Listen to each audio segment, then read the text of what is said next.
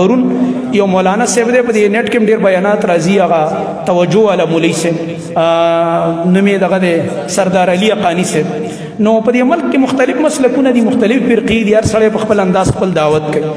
زمونږ به ګوره د دې مختلف فرقو په منځ کې په مسایلو کې اختلاف شته دا پخوانه را روان دی خو دا اختلاف تاسو ته مخکې ما خطبو کې دا علمي اختلاف دی دا د دلیل خبرې دي موږ که په چا رد کوو یا بله فرقه په بله فرقه رد کوي یا دا مناظرې کوي نو په دې کې موږ دا بد اخلاقي نه خوښوو چې دا لانجې جوړې کوو کنځلې کوو بد اخلاقي دا اسلام موږ ته د اجازت نه راکړی نو د دلایلو اختلاف به وي خو د یو فرقې علما هم دا اجازت چاته هم نه ورکوي خپلو ملګرو ته چې ته لاړ شه د بلې فرقې عالم باندې یا حمله وکړه یا یې ووژنه یا په ډزې وکړه دا په اسلام کې نشته تاسو د سلفو کتابونه وګورئ په مختلف فرقو کتابونه لیکلي زه لوی مثال د امام ابن تیمیه در کوم امام ابن تیمیه رحمت الله علیه د 8 صدۍ مجدد دی یقیني طور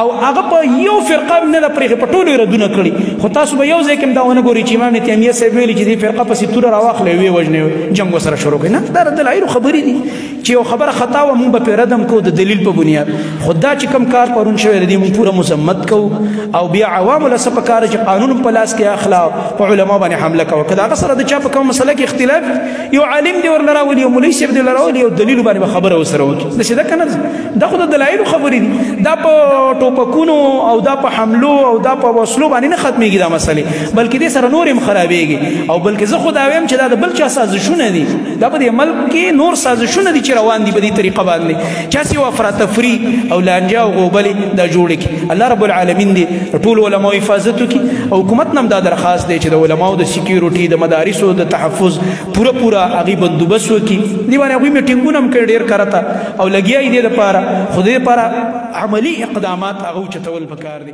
الله رب العالمین